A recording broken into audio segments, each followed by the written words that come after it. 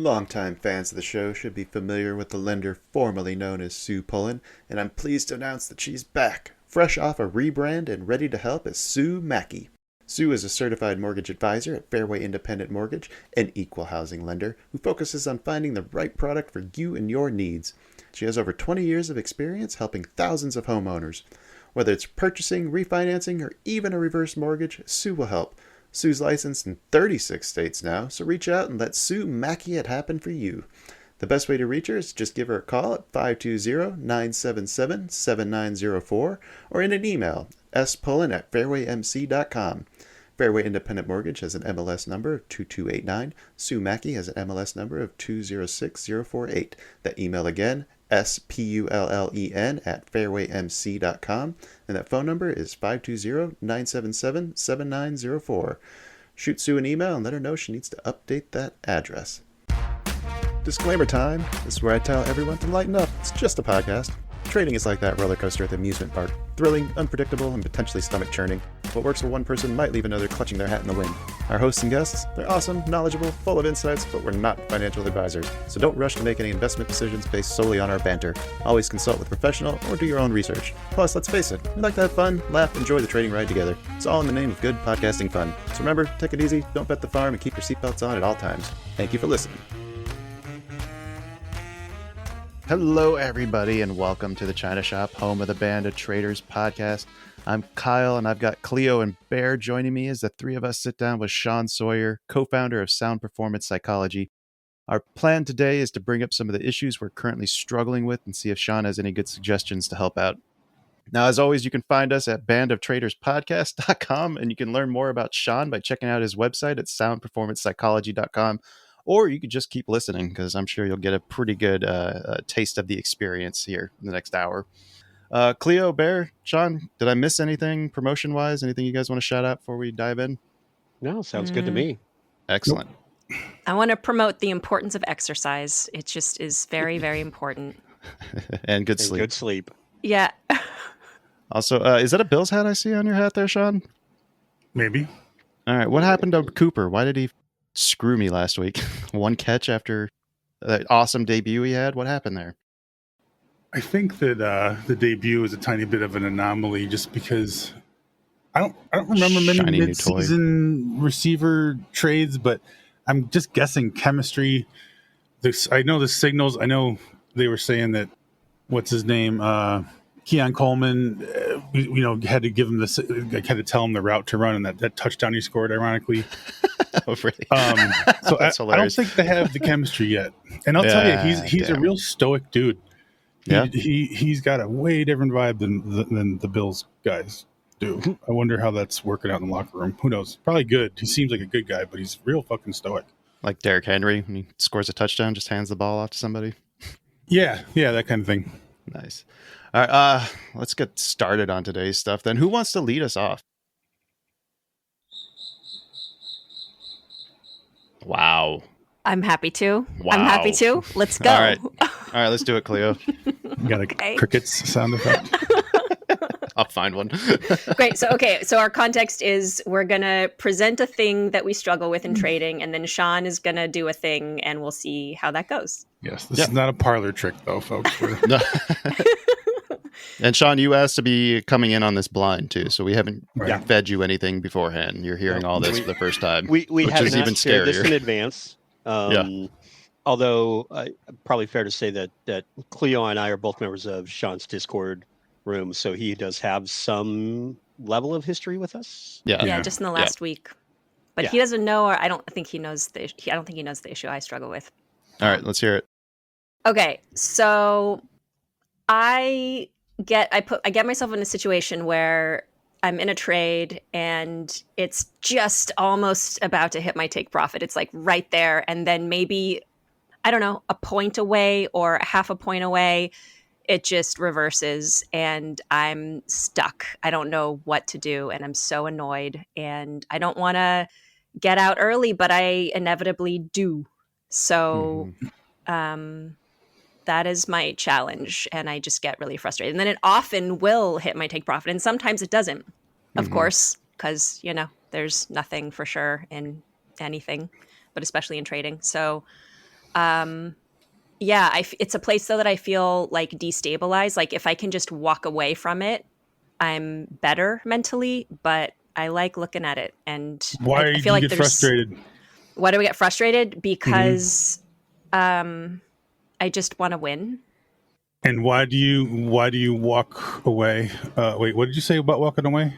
So if I feel really good about the trade, like right now I happen to be in a trade, but I've just Hope it's long. yeah, it is long. And I don't know what's happening with it, and I'm just letting it run, and I'm not going to put myself through the torment of checking it and seeing if there's an adjustment to make.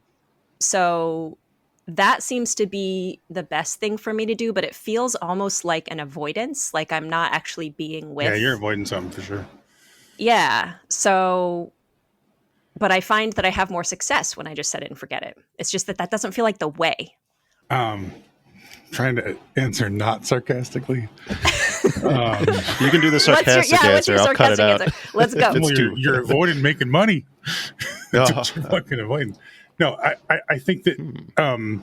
Why are you so frustrated? You already said part of it. Because I don't let it. It feels like honestly, it feels like I get overwhelmed by sensation, and then Okay. Oh, I good. can't let it take the profit. What's the sensation? It's like a heightened physical sensation, probably in my chest and my throat is where I notice it. And then I start having thoughts that are like slightly panicked. Such as? Well, it's a good question. Like, oh no, this isn't good. I don't know happening that it again. goes all the way to like life sucks or something, or it means something about me. I don't think it gets there, but it's like a stress.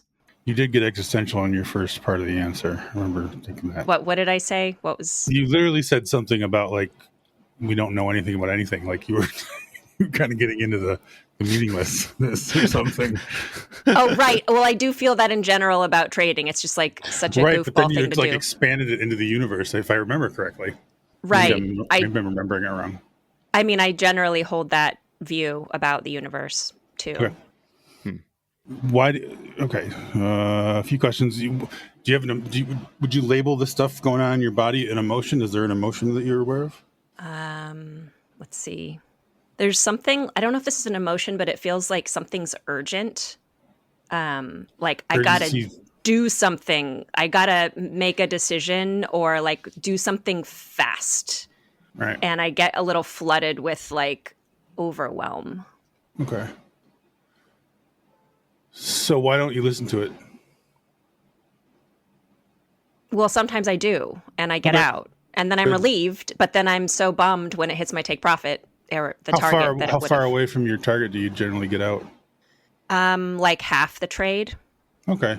So that could be just viewed as like a trailing stop and fine. Mm-hmm. But at the same time, it's so stressful that it's like messing with me.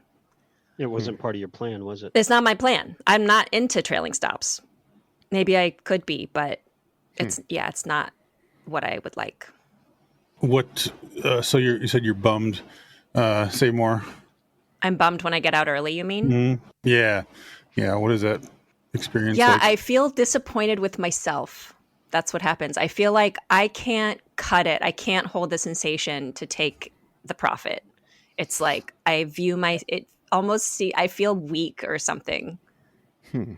So if you think about the phrase "I'm weak," how far back in your life does that resonate?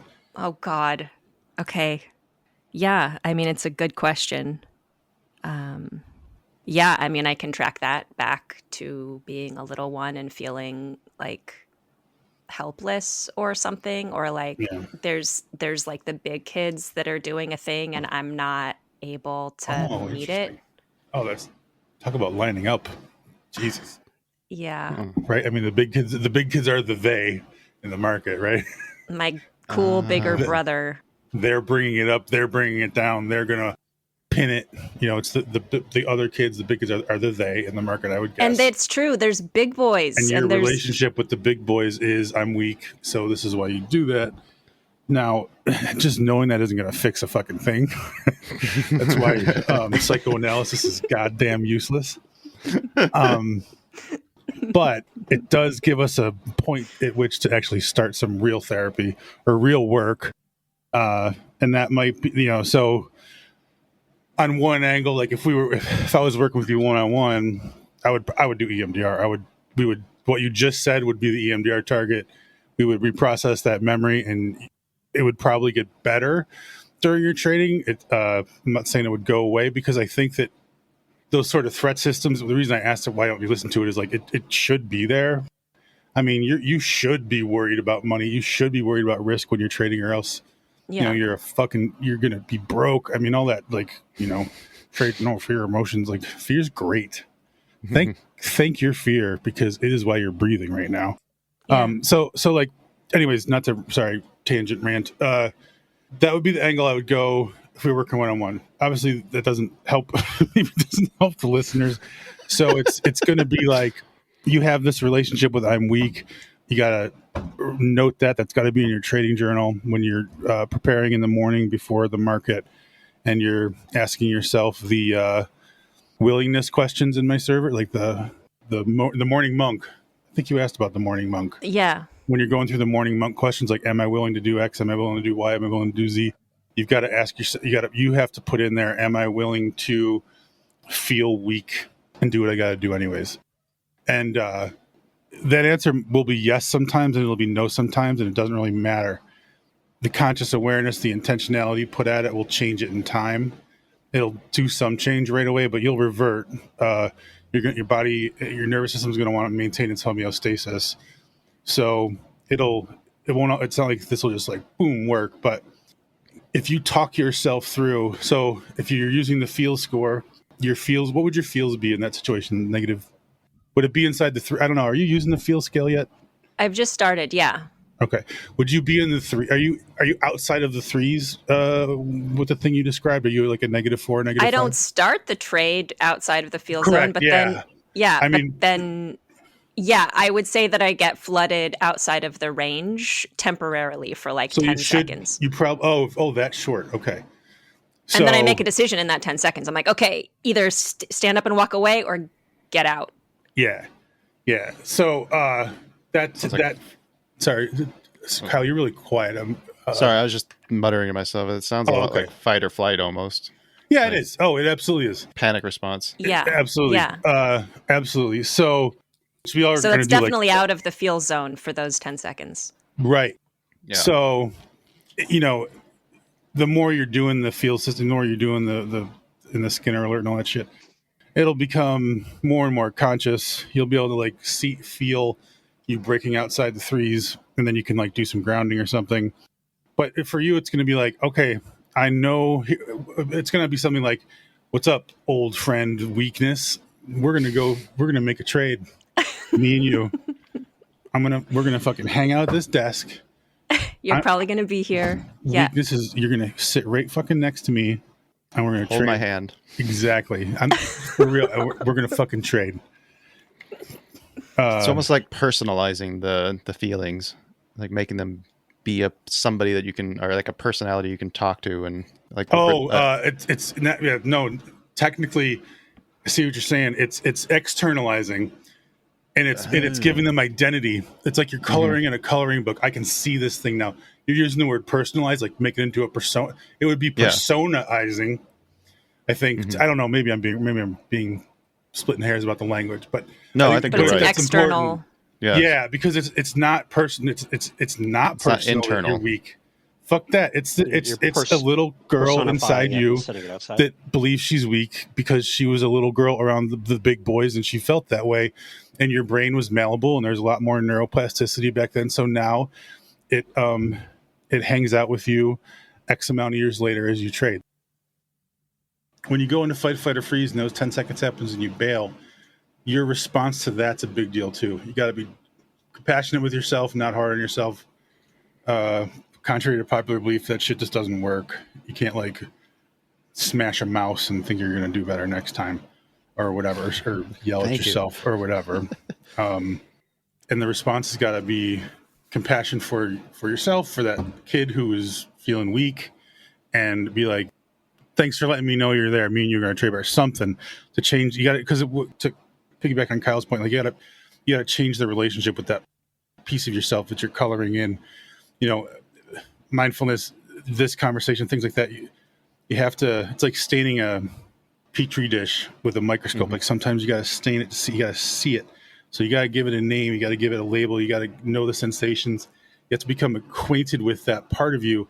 And when she comes in the room, you need to know it versus she comes in the room and she nabs you. And that's what puts you in fight or flight or freeze. Yeah. When she nabs you, she's just like, bang, you're weak. It's versus like you hear her coming in the door and sitting down next to you. That happens with mindfulness practice, with doing the 4 steps, because you're tuning in so many times a day with that system. And it's if you're doing it and it'll make that easier. Not magic, not going to make it all happen, but it's like first you accept, you roll with it, and then when you accept where you are and you accept that this weakness or this belief of weakness is stopping you trading the way you want to trade, once you accept that, then you can trade better. Until you accept that, you won't trade better. And that's a huge fucking problem with what traders do, is they do not accept their limitations. They do not accept their mediocrity when it comes to trading. They step into one of the hardest professions in the world and expect to be making money in 2 years or 3 years. It's fucking crazy. It's like being a surgeon and expecting not to murder people when you just walk in off the street and start cutting them open. It's going to take you more than 3 years till you're done murdering people. You have a way with words. I do. Right?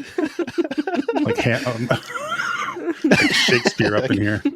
The Hannibal Lecter of awesome. psychology. Well, I want to say some things in response. Now. So I love this. I didn't know that this is a thing for me. And I think there is something really valuable about seeing it. Like, okay, this is going to be in my awareness now. Even if there isn't a bigger therapeutic intervention, it feels like, all right, that's here. So thank you. Like, You're welcome. It feels super valuable to me. And I also want to share for anybody who's listening to this, some of the references that you've shared of the BF Skinner and the field score and morning monks. All of that are things that are like you, Sean, have invited people in your server to check out and be a part of. And they're like bringing more psychological awareness to ourselves and having an assessment of how we're doing and whether we're even capable of trading in any given day, right. if we're out of the range in the field score or in the range, right? Like there's a whole bunch of things that you have that you've established. And I just want to name that. That's like, it's really awesome to have ways to like orient. Thanks. And just to add to that reference, the reason for that is experiential learning is by far the superior way to learn. Or state-dependent learning, it's sometimes called. There's a blog post about that recently, and Brett Steenbarger has been talking about state-dependent learning recently. But this server, which is great for him to be putting that out there because more people will hear it. And we've been doing this since January, beta testing it for a while before it went public, and the systems do seem to be making big differences for people inside and outside of trading. So it's pretty neat so far. I would say there's probably some people that would disagree with that. I'm not going to like BS that, but you're in there now. You see how people are and what they're saying about it or talking about. Like it is taking effect. Nice. Cleo, are you satisfied with that answer? I am. That's great. Now I'm curious about how it is impacting people more and has me want to actually reach out to more people in the server and ask about their experience. Yeah. I'd really love to dive a little bit more into some of the EMDR stuff, but I really don't want to put you on camera for that. So maybe it's time we let Bear take a turn. Yeah, and super into the EMDR stuff too, but I feel like I've had my shot and it was great. Even Sean and I had talked about even just having a conversation here on just about EMDR as a whole episode by itself. Yeah, right. Probably. But excuse me. So my question is really at a strategic level, and so as I've gone through this journey, learning trading in the process, I've identified different elements that I know if I incorporate them into my daily routine will be very powerful and have positive results. And for some reason, when I cue those things in and say, hey, if I do this thing, it's going to, dramatically impact my success positively, it almost turns into kryptonite. And I've got another element that's rebelling against it and going, no, you can succeed. You don't have to do the hard work that everybody else has to do. You're special. You can do this. Okay. And that's one element I feel, but it's just it's struggling up against those walls of going, hey, if I just do this one thing and I do it consistently, like even the check-ins from your room, that seems to make them harder to follow through on. Tell me what the things are. The rules or whatever, the things that turn into kryptonite. Even the simplest one was just going, hey, every day go for a walk or a run or a jog, just get out and move. Okay. And as soon as I pinned that, it seemed to become more difficult to do. Okay, give me another one. Actually sitting down and drawing out a trading plan and a process became more challenging when I said, hey, I need to do this. Doing a daily journal, just my simple 331 journal. I was doing it really consistently for a period of time, saw fantastic results. And then just as my results got better, I just didn't want to do it anymore. I just stopped. And then I kept started finding excuses to, oh, well, I'll just trade anyways. And then watching my results go downhill and refusing to step back and go, here are the things that we already identified that we have this positive experience for when we're doing these things. We saw great results, but now we have this reluctance to go back to them and do them all over again. All right. So the pop psychology answer is you're self-sabotaging. Mm-hmm. Which that's a fun conversation in itself, but yeah, doesn't really get you far. But there's something. So walking, trade planning, and then I can't even read my own handwriting. The third one you said, set them up, and then it's just like, oh, they're reviewing, and then you're just like, all right, I'm gonna do. So why do you put them on the list? Like, why do they become something you decide you should do?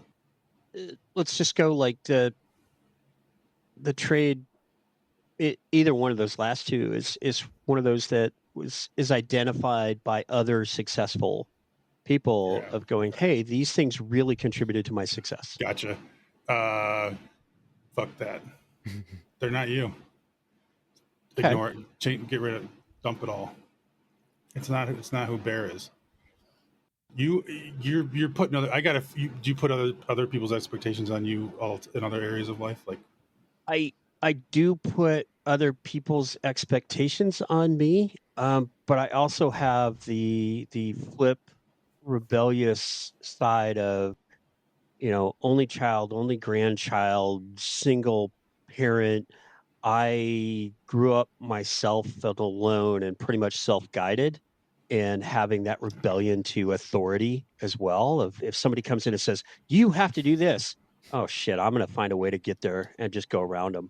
Even if I have to run all the way around the mountain to go 10 feet. I just said that sideways. So you're stubborn and you fucking love it. Okay. Yeah. Got it. I might be proud of it. Okay. I think I know how we get along so well. That's cool. Nothing wrong with I'm stubborn and I'm proud. But stubborn to the point of being detrimental. Yeah. So that comes to, and do you want to go here? Well, you're here. You volunteered to be here. So, is there do you have some kind of belief about yourself and about your success or your, is there something fundamentally wrong or broken inside you? Like, do you have any kind of beliefs like that? Like there's fundamentally wrong. Wow. Those are seem like two very different things. Shoot it. No, they're two, in my mind, they're two different things, and maybe they're not. I mean, the first side is being my own guide and blazing my own trail, I have been very successful professionally. I've got a 30-some year IT career that is really mostly run on my own ability to Can I time you out right dive in there? and yeah. Why aren't you doing that trading? You're not being a trailblazer. You're taking other people's shit, putting their expectations on you, and then getting pissed when it doesn't work out. But blaze a trail, dude. Why aren't you being the same way in trading? You don't. Who the fuck cares what anyone else does? Use different time frame. Take profit because you want the fucking money in your pocket. Fuck TA. You don't have to do any of that. Trade like you. Mm-hmm. I would stop trying to. You sound like you're trying to emulate others. Yeah. And that doesn't. I don't know you for shit, but if you consider yourself a trailblazer, you're doing something really ego-dystonic in your trading. You're taking in other stuff. Like, you get hired a new IT job? Are you going to go and talk to the other IT guys and ask them what they do, and then start doing it? No, but I'm going to ask them how to read the map and get an understanding of the terrain. Okay, good point. So, what's the balance between mimicking? I don't know who you studied, Dalton, and being Bear. That's going to be part of the answer. That makes sense? Yeah. It does feel a little bit like the easy way out of just going, hey, I'm going to do it my way. We're not done yet, Fuck sir. the world. Okay. Now back, answer question 2. Question 2, distorted viewpoints. Is there something fundamentally flawed? Defectiveness, shame type beliefs, like I'm yes, bad, broken, weak. I've talked a little bit about this in the previous episode. Actually, my humidity, I dove pretty deep this. I have some pretty deep abandonment issues from early childhood, and my mom was major car wreck, and I got shuffled around other family members for a long time. But then mom died in a car wreck. No, she was in a major car wreck. She was in a medical coma for like 6 weeks. So I got shipped off to live with grandparents. 3. Okay. And then after that, she was mentally altered, manic depressive, and grew up with that. Her and I alone for about the next 10 years. So a lot of emotional. Did she get hospitalized for the yes. mental health stuff? Yes. Okay. She did end up at one point. Yes.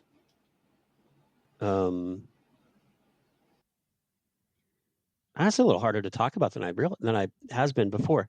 Yeah, but I mean, a lot of it was a mixture between like emotional abandon. Oh no, I will.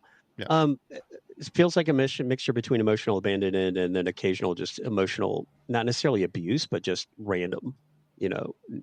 Which mom am I going to wake up to today? Yeah. There's a real tricky thing about that, because she might have been abusive, but it wasn't intended because she was manic. Right. Yeah. Not. And as you intended. know, manic can be manic, like flying, or manic can be irritable as fuck. Yeah. And I'm sure you got both of that. So, is there anything else you want to share about that? No. And I, if this topic is getting a little too deep for this roundtable, then we can step away from it too. That's your call. But yeah. No, I'm good with it. I just okay. So the other side of the coin of abandonment is instability. Yeah. And you definitely had a destabilized childhood from 3 till when did you leave the house? Oh God, 18-ish. So 15 years of unpredictability, unreliability, and a very tricky, for me to even say that, I've got to acknowledge, and because she was probably unreliable, but not because she was a shit, but because she was sick. Yeah. Which is very difficult. Mm-hmm. I just want to distinguish that. Oh yeah. And so the instability. Does that lead to like almost craving or seeking it out? Yeah. Subconsciously almost? Yeah, definitely. That's your homeostasis. Yeah. Right. Because now am I uncomfortable when things are stable and calm, and I'm freaking out and going, okay, things are stable and calm. Things are getting better. Shit, when's the other shoe going to drop? time to fuck it up. Yeah. Who's going to come take a When's bite the out other of my shoe ass? gonna drop? I'm gonna drop the fucking shoe, motherfucker. Fuck you. No one's gonna control me. No one's gonna have my fucking life unpredictable and chaos. And what is the market if not unpredictable and chaotic? And you're trying to take control of it. So that's a big thing you're gonna have to work on. Is the very nature of the market might be a representation of your childhood. Yeah. It is chaos. It is unstable. It is unpredictable. It is the great wonder. I mean, dude, if you were 3 when that shit happened, your consciousness was born into it. You know, Wow. it is baked in. So for you, and this is an important thing. A point I want to make is, Bear, me, and I'll say I am this too, and I'm about to say about you. 20 years ago, there's no way you could have been a trader. No. No way. Your temperament's not built for it. You would not want to be around other traders. What's that? I had people that tried to encourage me to do it because of my mind for math and patterns. But you don't have the personality of a Wall Street guy. No. That's not saying that's not a bad thing. Maybe Not it's a good at thing. all. I don't know. But Why 20 years ago couldn't he have? Prop firms didn't exist. Cheap access to trading didn't, or like reasonable access to trading didn't exist for like the average Joe. Like you had to have at least 25 grand, if not a lot more. Screen trading, it just wasn't as ubiquitous as it is now. Electronic trading wasn't really like he could. I shouldn't say like he could have. I mean, 20 years ago, is 2004 is not fucking Stone Age, but that was when electronic trading was. When did they run those? It's starting to get big in like 08. Ads with the babies that were talking about trading. It was like the infant in the he was like in a high chair talking about. That was E-Trade. That was like early E-Trade. 2000s, maybe late 90s. So that's the beginning of it. So before that, I should say. And the reason I bring it up is most trading psychology doesn't address shit like this.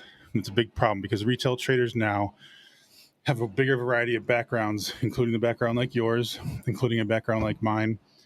So 20 years ago, you might not have access to stuff like this, or prior to that, and trading psychology dropped the ball.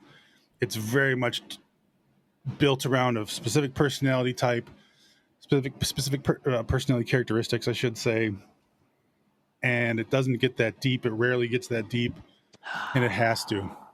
It just has to. Because most trading psychology is focused on that narrow band of people that self-selected. A narrow swath of people, self-selecting, and people that are largely overcompensators. I'm doubting you're an overcompensator. And when you're not an overcompensator, there's more ways this stuff can get activated. So this type of stuff has not been addressed. So we were talking about the room earlier. If the class runs starting this weekend, there'll be a lot of stuff in there, like the 4 steps, and just like there's a lot of emotion regulation stuff. You'll learn about all your schemas. Abandonment is a schema. You learn about schemas. You learn about abandonment. There's probably a couple that are tied into abandonment. There's definitely some that have rooted up and shot up from abandonment. So the class. Yes, my trade psychology class starts this Sunday. And Bear signed up. So which is probably going to be before this airs. Yeah, damn it. Yeah. Oh yeah, that's fine.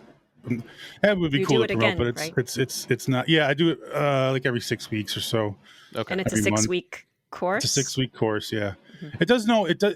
Sometimes when the market is going up, it doesn't fill as much. When the market's sideways or down, it does. It's the biggest correlation I found between look at the instability that's coming to markets next week. The first full week in November, election week. Probably 80% of prop accounts in existence are going to get blown next week, one way or the other. So I should have had this class start a week later. Maybe, and hell, I might have to push it. We'll see. But anyways, I was only bringing that up. Well, shameless self promotion is good, but like it'll address those things. The emotion regulation, you'll learn schemas, you'll learn a model to watch those triggers to stain that petri dish every day, like that stuff will be in there, and you that would be the things I would suggest you start to do. I would also say, without whether it's traditional therapy for abandonment issues, or working with someone like me, like that will probably be pretty important, and you'll be able to use like for that kind of stuff, you'd be able to use your insurance, and like would be cheaper and all that stuff. So Yeah, and I've been open about, I've been working with a therapist on those issues Okay. for a couple of years, so cool. Yeah. we're making some progress. Longtime fans of the show should be familiar with the lender formerly known as Sue Pullen, and I'm pleased to announce that she's back, fresh off a rebrand and ready to help as Sue Mackey. Sue is a certified mortgage advisor at Fairway Independent Mortgage, an equal housing lender who focuses on finding the right product for you and your needs. She has over 20 years of experience helping thousands of homeowners. Whether it's purchasing, refinancing, or even a reverse mortgage, Sue will help.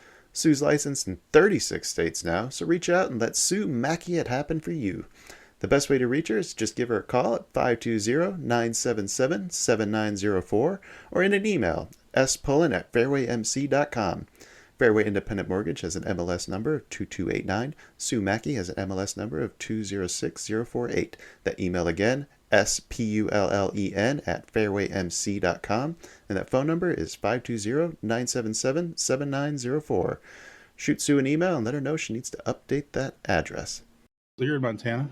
Yeah, not a lot of options. I wouldn't think so. So that's a thing you want to consider with that. But I would suggest that, because you're probably maintaining homeostasis. I mean, so you put these rules in, you create the expectation, I'm going to do this. You're not going to the beat of your own drum, which is not like you. I would consider that. And like, is that in of itself setting you up to destabilize your trading even more? But it might not be. That might be like an expectation thing. Are you a perfectionist? Unfortunately, I've discovered I'm much more of a perfectionist than I realized, and that's it fine. causes procrastination issues. Okay, that's you and most other traders I've met. So, it's feeding the perfection beast, and in your case, it's like the perfection beast beating you down and being like, you're, we're here we go again. I'm gonna fuck this up, and then he's gonna throw you back into the instability, homeostasis. Your perfectionist is gonna be like, oh, you're doing good, and push you off the cliff. Yeah, I mean, I have Good job, Bear. Trip. I have recognized times where I self-sabotaged because I was feeling too good, and at least I So can you control my recognize it, right? sabotage rather than somebody else sabotaging me. I'm going to sabotage myself before you can sabotage me. Oh my god. It's like a way of that's so taking good. control. I Yeah. have seen that. Very insightful, sir. You're without a doubt. If you're coming up, that is what's happening for sure. That's very insightful. Yeah. And that's it might sound like that's like, why on earth would you do that or whatever? Why wouldn't you? You do what is normal. Familiar. Yeah. Thank you. That's the better word. Thank you, Cleo. Yeah. You do what is normal, or what is familiar. Jesus, effing fuck. Yes, familiar. No, I mean, yeah, I've had those deer in the Listen to like Cleo. when Cleo was talking, I've had those deer in the headlight moments of, oh my god, the trade went 3 ticks from my target. What do I do? And just freeze. But And regarding that stuff, and Cleo's point, like, remember, people out there, you do not have to hit the target. I don't care what your teacher says. I don't care what anyone said. You don't have to hit your fucking target. If you feel good about your profit and it serves your values, if it's going to move you closer towards that vacation, it's going to move you closer towards the savings you want, it's going to move you closer towards more choices and options and freedom in life, take the fucking money. Who cares about these stupid rules that some fucking dinosaur came up with in the 60s? There wasn't 5 market caps of $1 trillion in the market back then. Who gives a shit? Right. Do what you got. Take the money. Dalton didn't have to deal with people trading on the screen. Shit's different now. The greats are getting fucked up in this world because it's not behaving like it used to. Shit's changing. Okay. That's all I'm saying. Sorry. I like it. Good one. I think exits unrelated to TA should be more popular. I don't care what people say about, it's got to hit your bracket. Fuck Well, that. that's something It's got to Andrew hit your said. bank account. Something Andrew said to me a while back that I really liked. It was when you feel like that fight or flight instinct starting to kick in, he just suggests just flatten the trade and Figure out Oh, what the yeah. hell's going on. Just deal with the emotions there in the moment after the trade's out of the way. Yeah. That is the starting. That is, I absolutely agree, and that is a starting point for this. Everything I've mentioned for these two answers or whatever, how many answers, I would apply that. I'm just trying to go like, what do you do when you step out so you don't have to step out all the damn time? Yeah. But you're right, and that's part of the reason I do that intermittent reinforcement and stuff in the Discord is so that at random times throughout the day you're checking in. So like you can sniff out when you're getting close. You know, you're tuned into body. You can. It's like when I was saying to Cleo, you got to catch the, what was it? Failure belief. Weak. Thank you. Sorry. When weak is sneaking in, like you want to know she's coming in before she sits down, and she's like, "Buh," you know, and you're just like, And she takes over. Yeah. Yeah. All right. Well, is it my turn? Manic. I gotta slow down. Well, and I want to hear from Bear. Is there anything Oh, yeah. finally from you, Bear, you want to say? No, that's good, and that's an interesting that pushback about, you know, stop trying to be a follower and get back out where you're comfortable being a leader and just blazing your own trail. Yeah. I like what he said too about the like finding the balance. Like it's okay to learn from other people still, but at some point you have to take it and make it your own. Yeah. Right. And that's been one of the reasons I feel like I've had really positive results working with different people on the psychology aspects, because each person that I work with helps uncover another clue in the puzzle. I just want to put the damn thing together, though. It's been sitting unfinished on my table for fucking 10 years now. But that's the beauty of the market. It's an infinite puzzle. Right. And the puzzle grows. Yeah. And changes and morphs and. But you're not in an infinite puzzle, and you can get that shit taken care of with the right person. Like, okay. I don't know who, and I'm not sure who you've picked these pieces from, if they're all professionals or if they're paraprofessionals or whatever, but that part does not have to remain a mystery, because it's not a mystery. Yeah. No. So be mindful of that. It's a mystery until you have the insight. It's a mystery until you have the self-awareness, but you have a lot of both of those. You just you happen to have a complicated thing. And trading's been a wonderful catalyst for me, to force me to confront a lot of those things, and it has improved my life immensely. Beautiful. Yes. I think that's why we all kind of like it, at least in this group here. Has us looking into things. Yeah. All right. Well, you guys are a good bunch. I'm feeling less motivated to talk about my issue here. Why? Oh, yeah? Because it's motivation. No, I've actually been thinking a lot about this since our last humanity episode. And it's something that I've been kind of feeling the last couple months of, like losing that need, that urge, that you called it that gambler, like that crackhead addiction almost. Like it's You've lost your addict part? I've lost my addict part, I think. I feel like trading, I can kind of take it or leave it now at this point. And I like that. I want to lean into that. But there's a problem. What's the problem? That was what was fueling all my motivation to do all the things that I need to do to be successful, to journal, to take my inventory at the beginning of the day, to get up in the morning on time, like all the things that used to rely on my motivation. All my motivation for that came from the feeling, the excitement of trading, and I need to shift that to something healthier, and I don't know how to do that. Does that make sense? Yep. Am I saying anything that's crazy, or is this at least like my going down the right path? You're going to hear a knock on your door in a few minutes. Just let them in. Fuck. The white coats, they're very nice guys. I know what you're saying. Don't be scared of the white coats. Take me away, haha. No, nothing crazy. The first thing that jumps on my head is that you're not differentiating the motivations enough. Yeah. Doing stuff for the sake of doing it for other people has never worked for me. Doing stuff because somebody says you have to do it doesn't work for me. Doing something for discipline's sake doesn't. I have to want to do it, and I have to figure out. Why do you want to do things? Do you know? Either I can see the tangible benefit of it, it makes me feel better about myself, or I think, yeah, I think I need to see or know that there's actually going to be a benefit for it. I don't like wasting time. Does that make sense? Mm-hmm. But, It's not the right answer, I know, but no, I don't think there is a wrong answer. What made me grin when I was just like, I was thinking about trading. Like, how would you ever know the answer? Like, what the benefit's going to be? that's tough. That's the tough thing with trading, Yeah. and a tough thing in my personality. I think I value being right a lot more than the average person does, and I know that manifests itself in trading in ways that are not beneficial. Yeah, that's a problem. Do you want to? Yes. That's a problem. So the root of that's going to be a big deal. But Yeah. we'll come back to that. All right. We'll start with the values thing, but that's, you have to. Yeah, we'll come back to that. Yeah. Is there a way to share? Like, is there a chat in here? Yeah.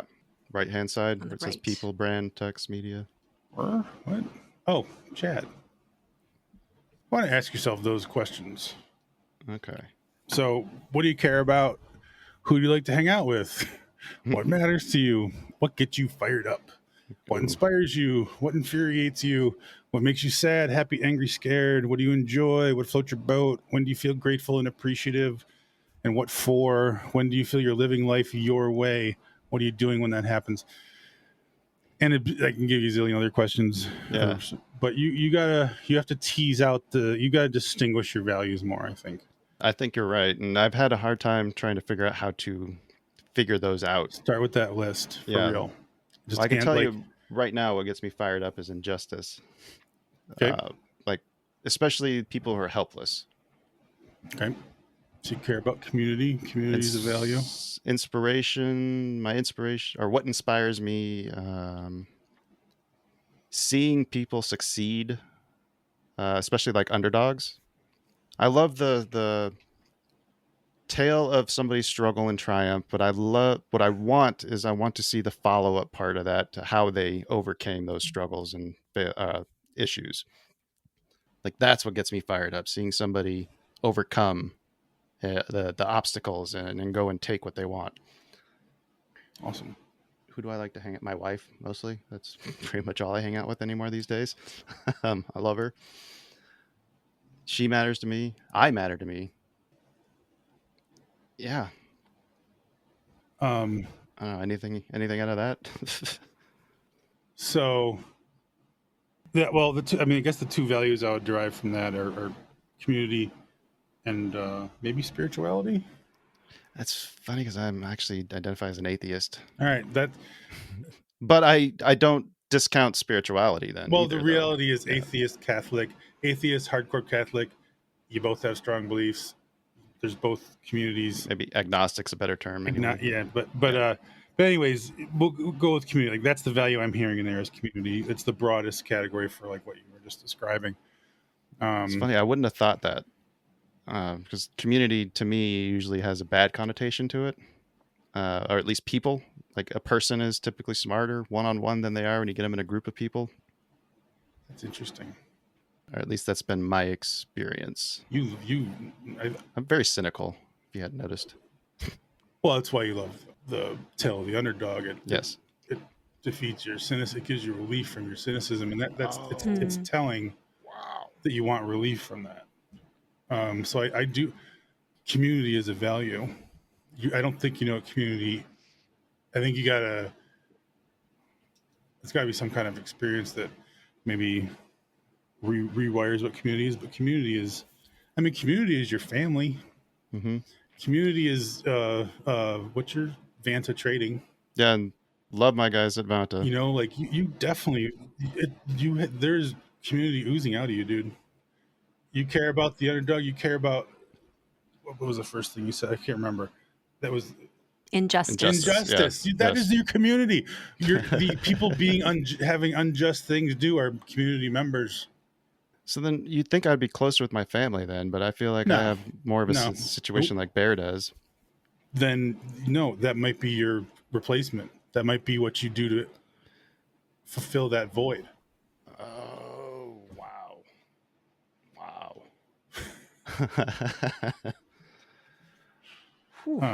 Sorry, hang on. I gotta make notes here.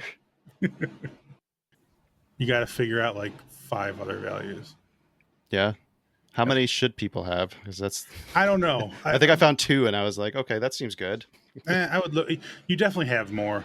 Yeah. I mean, health and wellness is definitely a value of yours. I know that from what I know of you already from the podcast we've done. Mm-hmm. You clearly value that. Mental wellness better than like being physically healthy, I think. Yeah. Motivation affects my ability to exercise too. I feel that. All right, so I need to identify 5 more of these, and I'm going to post this list in the show notes too, so other people can, if anybody else is having similar experience to me, then maybe that'll help them too. Why does he need more values? Good question. That's maybe that was a poor choice of words. You need to identify more of them because you have more of them. Yeah, I know they're there. It's just teasing them out has been difficult. Right, and sometimes it just takes, a little perspective shift like you just had for what community is. Yeah. Intimate relationships is a value. You mentioned your wife already. Yeah. So there's 2 rocks. Oh, that's a huge one right there. Really important ones. Yes. And connection in that. Connection. I was throwing your online community is in the general community category, but that probably fits friends and social life too. That's probably more like family at this point. There, the way I treat them. There you are. So Sean, one of Sean's meditations that I really enjoyed, actually, because the first time I joined in was that breathe in and breathe out, and then pick one of these feelings and welcome it. Yeah. Welcome anxiety. Let's sit down. Let's trade together. Come on, my old friend anxiety. I fucking love that idea too. You got to befriend that shit. It ain't going away. Yeah. I'll start with awareness. If you're in a cell with someone for the rest of your life, what kind of relationship do you want to have with them? Yeah. Period. Yeah. One of your mindfulness meditations, Sean, I think you said something like, say hi, old friend. Mm-hmm. Yeah, that's it. Yeah. Yeah, it is an old friend. Anxiety is an old friend. Anxiety is another reason why you're alive. It's why you didn't drive. It's why you didn't swerve on the other side of the road and get in a head-on collision yesterday. Period. It is. It's your homie. It just has some shitty qualities that cause some problems. But remember about the other ones, because it's all truth. That's all that matters. Yes. Is the truth of what's happening. And anxiety sucks sometimes. I've experienced horrible anxiety, and I fucking hated anxiety. But I drove today. It's why my truck didn't murder me. It's because of anxiety. I didn't stub my toe because I remembered stubbing my toe after I moved my table, and now I'm more aware of where the table is. So there's a little anxiety, I don't want to stub my toe. Right. I don't want to lose that big toenail again. So what is anxiety and trading protecting us from then? What was the toe stub that? Losing food, water, and shelter. You need it. You need anxiety, you need fear. You can conveniently read about that in Clear Mindset magazine. Yeah. Is that available at soundperformancepsychology.com? But no, seriously, I wrote some articles about the upside of fear, greed. Another common one people always say is bad. Fear, greed. I don't know. It's on the blog. Shame? Or no, I did write about shame recently, but I was talking more about the upsides of fear, greed. I mean that kind of like slides into the side question about how do you deal with somebody that doesn't have fear around, like all these prop accounts they've trained you to. They're meaningless. That regard. Well, it's like, if I blow up, who cares? I'll just get a reset. Well, that doesn't actually work when you're trading real money. There's no resets. I think so. Now you have to relearn how that fear around. Don't fuck it up again. Don't fuck it up. Yeah, that's. I feel like that's opening up another can of worms here, and I also feel like Sean also had like the perfect ending about 3 or 4 minutes ago. Unless there's anything else anybody else wants to like get into. Wait, real quick. It seems like we weren't quite complete with yours, though. Oh, what were we missing? Yeah, sorry, we went off on tangents. Anger, greed, and fear. That's I've got some stuff about the upside of anger, greed, and fear. And you got to work on those kinds of relationships.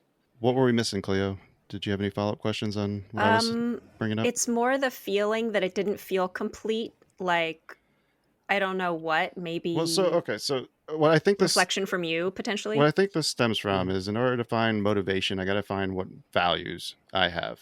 I think Correct. that's why Sean was leading me down that path. That is correct. I had to figure out what I value in order to figure out how to make those values align with the things that I want to do. And I mean, I've got the homework now. I need to figure out what those values are. I have a couple of them from the quick session that we just did now, but I know there's more in there, and I got to tease those out and then figure out how to make my trading serve those values, right? Exactly. Do you want to do those things? Do I want to? Yeah. Good question. Like, it seems like one of those things, like, you're going to need motivation to do that. And, like, I don't know if you kind of, like, white knuckle it to get there or something, but Find the motivation to discover your motivation. A lot of times, Exactly. I know what your motivation is, but go ahead. So when there's new stuff, it's easier for me to get motivated to try it and see how it feels, like to try it out. So no, I don't think that there's going to be a lack of motivation to do this exercise. I think where the motivation is going to come into play is when once I've identified those, trying to put them into a plan for how to trade with them. I think that's where the struggle is going to manifest itself. I got an answer for you on that. I mean, that's what I fucking do. That's like one of the biggest parts of my whole program. Right. That is step 1 of the 4 steps, as a matter of fact.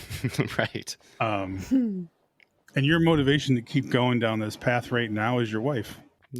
Me, I don't want to go back to a regular job. That's a big one. Work and career is a value then. Mm-hmm. Yeah, I'd say so. And then, an example of one way to integrate it is you ask yourself, given what's important to you, in this case it's your wife, what are you willing to do, which is a behavior or an action, and experience, which is the stuff that goes on inside your skin, thoughts, feelings, urges, sensations, emotions. What are you willing to do and experience to move in the direction of serving your wife? That's the question. Given that my wife's important to me, what am I willing to do? Problem is she edits this, so I can't answer truthfully. And experience. I'm just kidding. To move in that direction in this moment. Yeah, you can ask yourself as you see a trade setup, is this trade serving the best interests of me and my wife and our future together? Is this a good enough setup? Am I sized appropriately? So why do I feel resistance to that? I don't know. I'd have to. That's a good question. Might be that it would be giving up some gambly part of trading. It might be that it might bring on more anxiety for a while in trading, and that if you're conscious of disappointing your wife in a trade, it might fuck with your trading. That's entirely possible, but it's worth it to come out on the right end of that, because she is a constant and she is hugely important to you. So. Yeah. That's not as much of a fear. I mean, I talk to her about all my trades. I talk to her every day about what I did and how I executed, how I performed. So she's very aware of all that. What do you think the resistance is? I think there's a cool guy inside of me that doesn't like things that sound hokey. What the fuck sounds hokey about what I just said? All psychology sounds kind of hokey to me, which I know is wrong.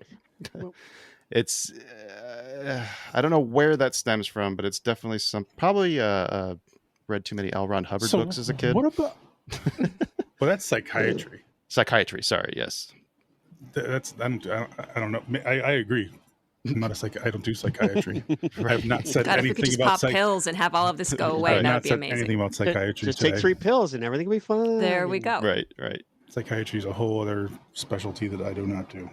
But I mean, it was a big leap for me to, when we first met Rich Friesen, even to like just go ahead and be open and willing to try some of the things that he suggested. And like, I found great results from that. So yeah, I'm happy I'm glad that I expanded my, I don't know what you call it, horizons or whatever, or opened myself up to testing out some of those things. And that's why I continue to do these types of programs, because it puts me outside of my comfort zone. Yeah. And I find benefit from it. Yeah, I'm really surprised to hear you say that, but I think that you used a key word. I think you used the word willingness. Mm-hmm. A lot of traders aren't willing to do this kind of work. They will stare at charts and waste their fucking time and mental energy and mental capital and stare at charts for 4 hours every fucking night. Right. But they won't meditate for half an hour. They won't think about their schemas. They won't think about, because you know why? It's uncomfortable, and most people are kind of wusses. Yeah. And they want to feel comfy all the time. Because we're Americans and everything's about being comfortable. And trading is so not comfortable. Nope. I love my meditation time. But you know what is? I'm sorry, Bear. But you know what is? Staring at a fucking chart after hours and pontificating about everything and That is building more your chart. comfortable. Exactly That's right. right. And that's where people will spend their time, not on, versus on psychology. That's all I'm getting at. And to your point about, well, you were talking about psychiatry, but I assume you were also dissing psychology. No, it's just an ignorance on my part, I would say. Well, Not knowing the difference between the two. It is soft science. Yep. It is. But do you know why it's soft science? Do you know what soft science is? Cutting edge.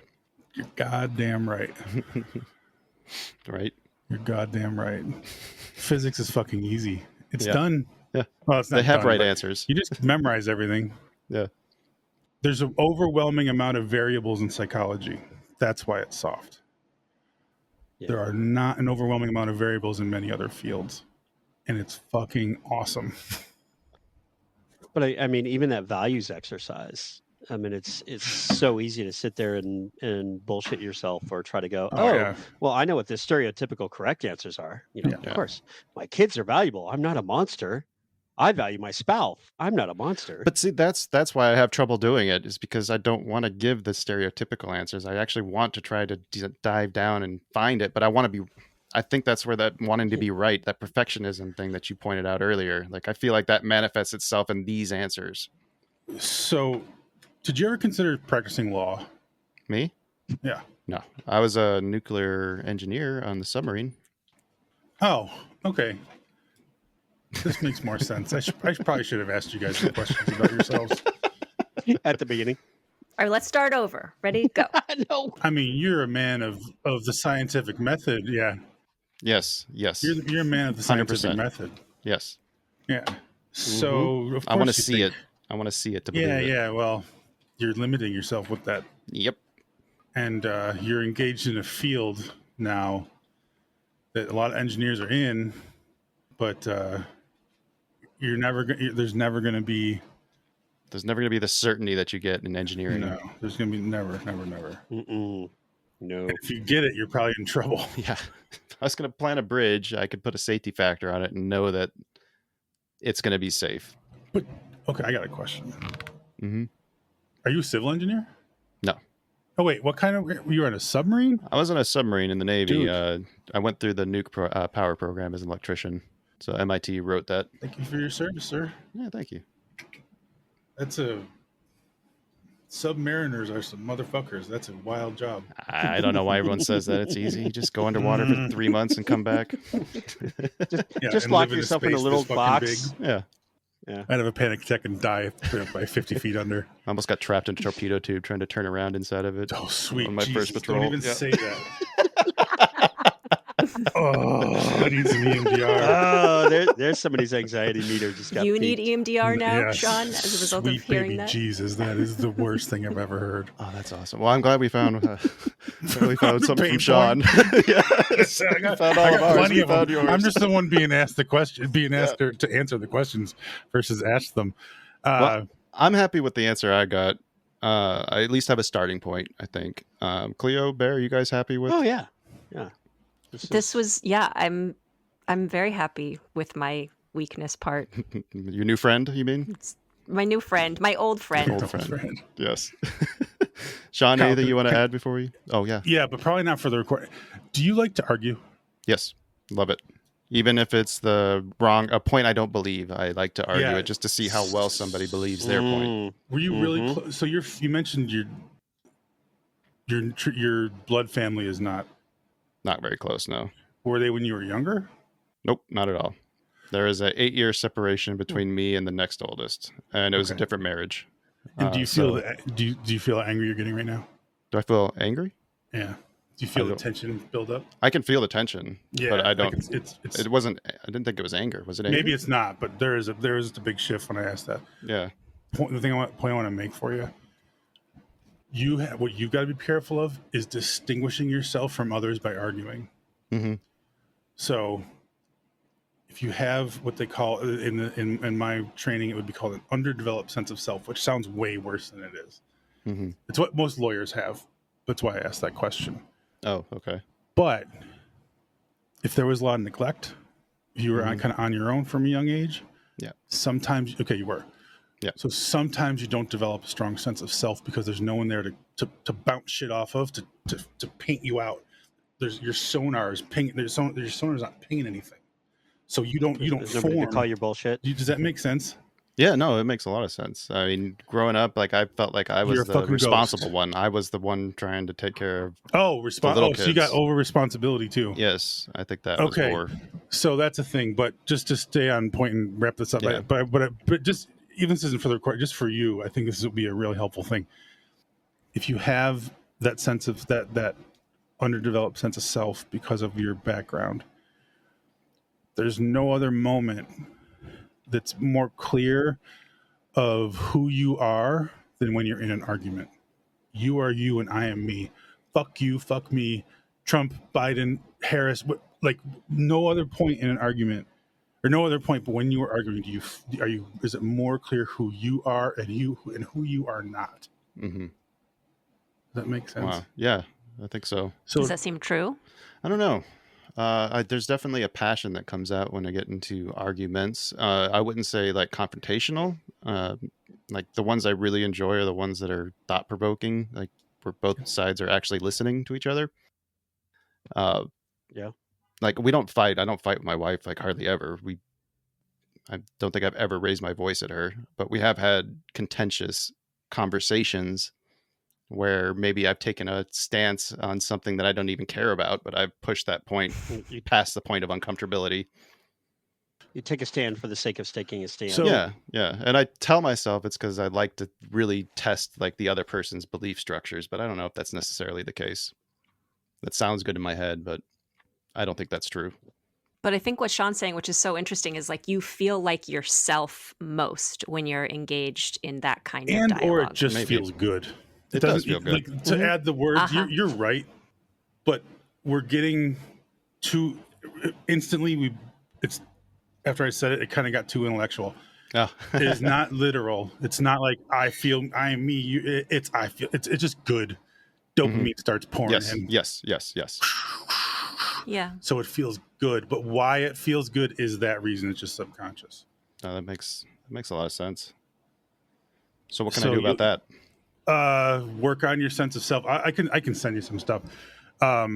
Engaging in hobbies, activities, things you like and enjoy. I'd have to know more about you. It's a Yeah. really tricky one because it's subtle. It's not like some huge deal. You're not mentally ill. Right, You know what I right. mean? Like it's not. But you develop a sense of self when you're a kid by learning and expressing your preferences. Mm-hmm. Just think about it that way. Yeah, I don't think I got to do much of that as a kid. I doubt it. And you may not Yeah. do it with your wife. You may defer to her, and you may want to do that less. You may defer to your friends on decisions where to go. It could be where you go to dinner. Yeah. It can be tiny. It can be what flavor of ice cream you guys buy for that weekend.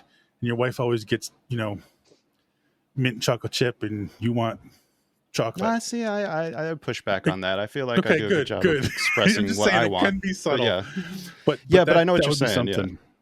Yeah. there's definitely a like when it comes to making jokes in a group with new people, I'll tend to be self-deprecating. I don't know how Deprecating? to say that word. Deprecating. Self-deprecating, as Self-deprecating, opposed to making yeah. fun of somebody else, but more so because I know I can handle it and I don't know how they're going to react. So I don't know. I don't know where Your my point was resistance with that. to it Yeah. is that process right now. You are Yeah. distinguishing yourself from me by Yeah. disagreeing. Oh. Ooh, the ultimate trump card. All right. That's a good We're getting therapist right gestalt up there. in here.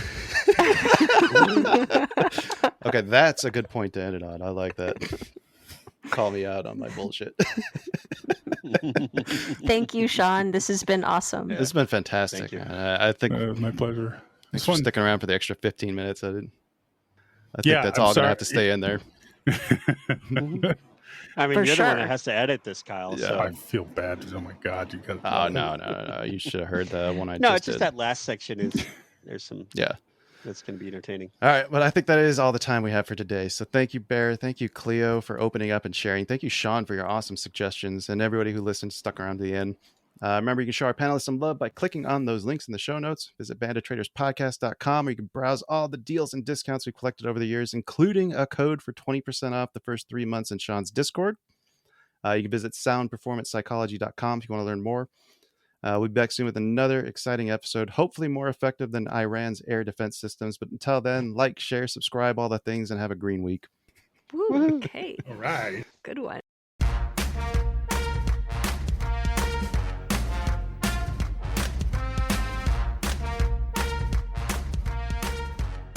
This podcast is intended for informational and educational purposes only. It does not constitute financial or investment advice and should not be construed as such. The hosts, guests, and contributors of this podcast are not licensed financial advisors, brokers, or professionals. Any trading or investment decisions made based on the content of this podcast are solely at the listener's discretion and risk. Trading and investing in financial markets carry inherent risks, and past performance is not indicative of future results. Listeners should conduct their own research and seek advice from qualified financial professionals before making any financial decisions. The views, opinions, and information shared in this podcast are those of the individual contributors and do not necessarily reflect the views or policies of the podcast creators or associated organizations. Produced by China Shop Productions.